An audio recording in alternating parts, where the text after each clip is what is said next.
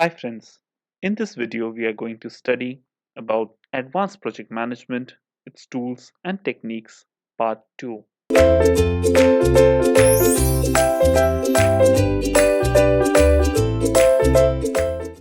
In part 1, we had studied about various constraints in project management, and now we will be discussing about how these constraints can be managed and using software tools to get reports on managing them.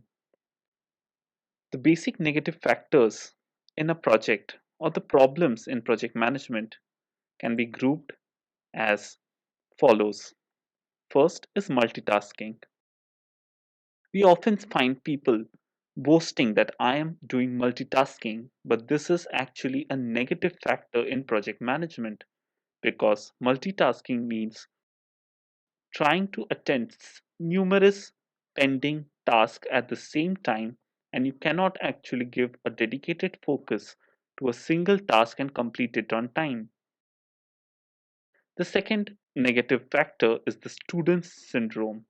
Yes, each one of us suffer through a student syndrome, which means everything is done at the last moment and then something will go wrong.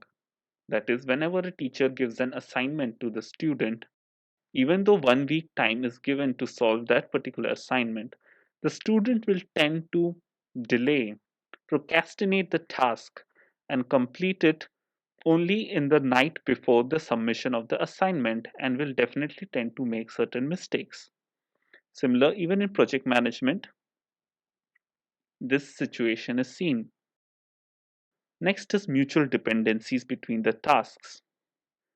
Because tasks are often interrelated or dependent on each other, delays tend to also get accumulated and work is not finished. We also study the Murphy's Law, which says if anything has to go wrong, it will go wrong. Also, Parkinson's Law is a negative factor imbibed in project management, which states that work extends to fill the time allowed. That means if a certain task can be done in 2 days, however, the planner tends to assign a 5 day to that activity. During execution, it is observed that the work which can though be completed in 2 days, the engineer at site will tend to extend the task in a way so that he consumes complete 5 days in execution. This is the Parkinson's law. So these contradictions in project management occur. Though we want to perform the project in a way so as to meet all the deadlines and solve the constraints, we often tend to work in the opposite way. As a project manager, it is very important to know what we want and what we do. We want to complete the project on time, but actually, we do is try to finish separate individual tasks on time and not see at the larger picture. We always look forward to take more and more projects, the business development team. Instead, we must try to make our people more efficient, that is, to complete the projects, to decrease the time for project accomplishment. Instead, we try to decrease the time for task accomplishment, that is, a short term view. To keep the projects within budget is what our focus should be, but we often tend to take risks related to comparatively small cost. That is, we tend to negotiate and bring the contractors to such low prices that they are unable to perform, which becomes a risk later on. We should try to make our customers happy, but instead we fight with each other on the resource conflicts in order to make our own boss happy. So, in this column, in the left hand side column, we see that they have shown the global company level factors which one must focus on. However, we actually focus only on local and limited factors. Hence, the first attack to break these kinds of negative practices in project management is to attack the basic assumption that people must be measured The success of the person must be measured by them being busy, which is very common in construction sector. That is people showing that they work for 12 hours but the output is zero. So this assumption must be broken. Now we have learned about the six main types of project management constraints, apart from which there are also various type of constraints that may be forecasted and come into play in a project. But how do we manage all these constraints and incorporate them in our schedules? This is given by the theory of constraints proposed by E. Goldratt. So, our salvation of solving the problems of constraint lies in the application known as critical chain project management. What we have studied earlier was critical path method CPM. Instead, now we study about critical chain project management CCPM. So CCPM is actually an application of TOC or the theory of constraint in the project management field. The theory of constraint is a methodology for identifying the most important limiting factor, that is constraint, that stands in the way of achieving a goal, and then systematically improve that constraint until it is no longer the limiting factor. We have also studied about the concept of bottleneck, and it is very commonly used in manufacturing sector. And it was first proposed for use in factories only and later on brought to the construction industry.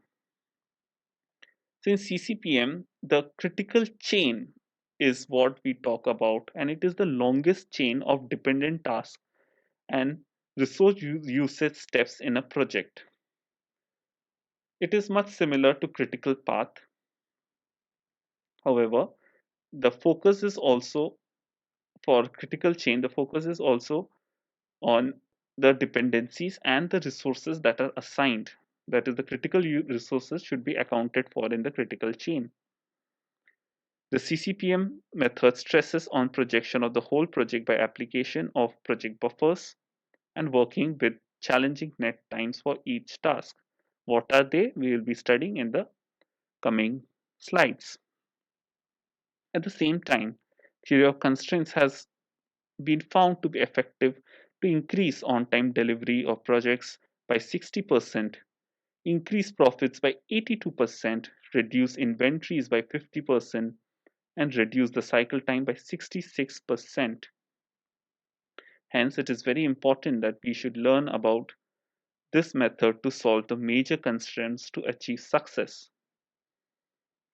The five focus steps in theory of constraints that has been proposed in the book published by Eliyahu M. Goldratt, The Goal, a process of ongoing improvement, are: number one, identify, that is to identify the constraints in your project. Second is exploit. Exploit the constraint in a way so that nothing is left. Third, subordinate everything else in the system to exploiting the constraint, or the step 2. Third is eliminate the root cause of the constraint, that is solve the problem. And fifth is go back to step 1 and do not allow inertia to become the real constraint. That is, always keep on identifying newer and more constraints, because that is not going to stop coming up in the project. And hence do not allow laziness or inertia to become the real constraint of project management, which often is the case. Now let us study each of them in detail. First step is identify the constraint. Strengthening any link of a chain apart from the weakest is a waste of time and energy. So the critical chain is also referred to as the weakest chain, because it is the one which, if tampered, will affect the whole project. Hence, we must put our full focus on identifying this link. This is because most initiatives are not focused on the constraint of the organization. It is the critical chain that acts itself as the project constraint. It defines its success and failure. Second is exploiting the constraints that have been identified. The output of the constraint governs or restricts the output of the organization of a whole. Therefore, it is imperative to squeeze as much as possible out of it and maximize the utilization and productivity of a constraint. We often tend to overestimate the activity durations by over 50 to 75%. That is, a planner, while scheduling, if a particular task requires 3 days in actual, he might always tend to add an extra buffer into each of the activity. That is, instead of 3 days, he will make it 7 days. So it is generally observed that 50 to 75% of over allocation is done in activities, and by the virtue of the Parkinson's law, the student syndrome that we have studied as a general tendency of people, we often tend to consume that whole time and still delay the project. Hence, we must try to squeeze each of these activities in the critical chain by using the net times. That is, instead of using the 7 days duration, use is 50% duration, 3.5 or 3 days. Protect the whole project length by project buffer. So, if the total project length by using gross times, that is 7 days, was coming, so this can be reduced to 3.5 days, etc., along the critical chain. And this duration that is released is actually fed as a project buffer at the end of the critical chain. So the main indicator of any kind of delay is the project buffer. As you can see in the diagram, a critical path network has been shown. The red line shows the critical chain, also the critical path, and in this, the net times have been reduced in such a way so that a project buffer of that equivalent duration is released and added into the schedule so that the project duration from start to end remains the same. The third step is subordinate everything else in the system to the step 2.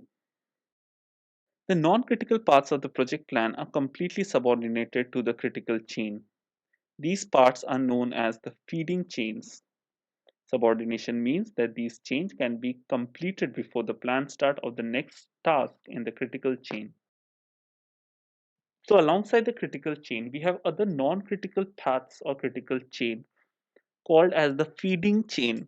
That is, these tasks will be dependent on one of the tasks in critical chain.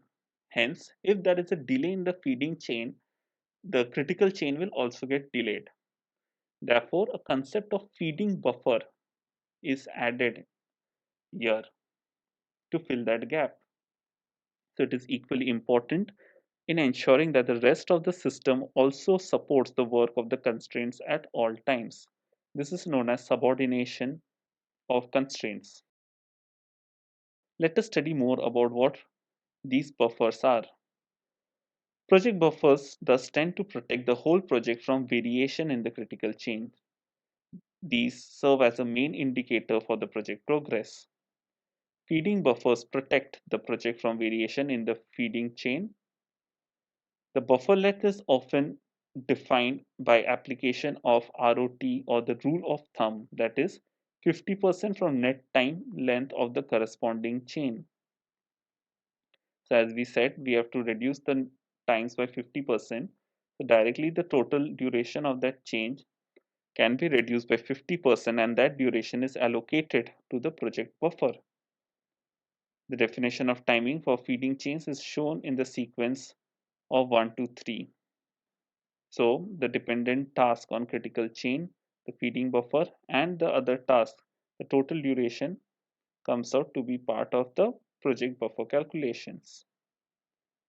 The fourth and the second last step is eliminate the root cause of the constraint, which means double the resources along the critical chain, and find for other possibilities that include doubling of the feeding chain also for their acceleration. Thus, you will eliminate the constraint in the project. You can read more about this theory of constraint and its applications in the TOC Institute. The next and the last step is to once again go back to step 1 and identify more such types of constraints in the project network. Now, in advanced project management, we tend to use different kinds of tools and techniques and often softwares to help solve these project management issues. The six major constraints of project management, like cost, risk, time, quality, scope, resources, can be monitored and resolved using different reports. First, scope. Scope of a project can be tracked by defining the scope in the WBS of the software. Time is monitored by project scheduling and effective tracking in the software.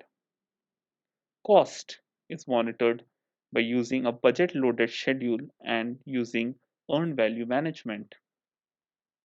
Resources can be managed by resource allocation in the schedule and leveling, while risk is managed by maintaining a risk register in the software and performing risk analysis time to time. And quality is for managing the whole system, the customer feedbacks, its portfolio management, and the quality management system of the company. First is project scope and WBS. Here we have seen the Primavera system, how to define the work breakdown structure into various levels. The WBS names the total number of activities within each of these heads is mentioned at the start of the project schedule itself. Next is scheduling. Each of the activities are assigned duration, start and finish dates. They are linked with each other, and the Gantt chart, as shown in this picture, is produced in Primavera. This is the main schedule of the project. Third is updating or tracking the schedule. From time to time, the status of these tasks have to be updated as to the percentage progress or completion of these individual tasks. Thus, we can perform the delay analysis and understand which tasks are becoming critical and are actually requiring more attention. Next is resource management, that is defining the resource in the system. Primavera gives the facility to allocate labor, non-labor, and tools as resources. That is, man, material, machines, and money can be easily fed into its rates, etc., are recorded in the schedule and then linked to each of the activities. Once the project is linked, that is made resource loaded, we can perform the resource analysis. Here we can see how many actual units or over allocated units, if there are, in each of the weeks for the tasks running. This helps us to analyze the resource allocation, resource leveling. This is again a larger view of how resource allocation monitoring is done in Primavera. Here you can see the staff units, unstaffed units, and over allocated units. That is, the units which are not available but are scheduled for that time are shown in red. You can easily manage those units by shifting of the activities in the schedule. Next is cost estimation. Once you add the resources, automatically cost of each of the resources is calculated And here we can see the budgeted total cost. Various types of material, labor, non-labor cost can be calculated. Also, we can track the cost estimates while updating the schedule, and this gives us the earned value dashboard. The earned value dashboard is very helpful to check on the schedule performance index and cost performance index to know where the project is currently standing. Here we can see that the project shows 0.98 less than 1 schedule performance index and cost performance index is 0.96. Yet another feature of Primavera software is risk register. That is, we can keep an entire risk document of all the proposed risk, its status, the risk owner, and the cost associated with it, its probability and impact as a whole into the system, and the risk score is calculated by the software itself. This helps us to manage the risk in projects. Also, what if analysis can be carried out to further manage the portfolio and thus the overall project quality and customer satisfaction. These reports can be obtained on demand from Primavera P6 software. So you can click on the Reports tab, select the report you wish to download, click on Run. You can set the template in the output format list, choose the file format for delivery of the report. It can be PDF, Excel, etc. And the different types of report that you can obtain are the baseline project summary, documents assignment, issues, project earned value, project plan hierarchy, status report, qualitative risk report, and risk scoring. This is all about constraint management. Thank you.